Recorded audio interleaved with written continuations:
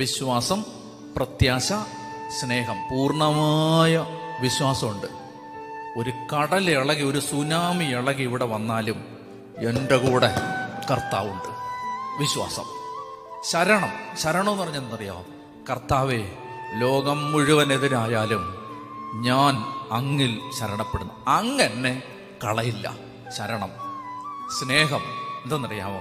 ലോകം മുഴുവൻ കൈവിട്ടപ്പോഴും കൈവിടാത്ത നിന്നോട് എനിക്ക് ഭയങ്കര സ്നേഹമാണ്. സ്നേഹം. വിശ്വാസം, പ്രത്യാശ, സ്നേഹം.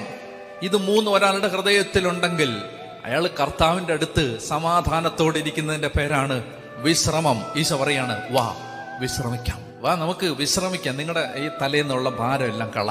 എന്തിനാ പേടിക്കുന്നേ?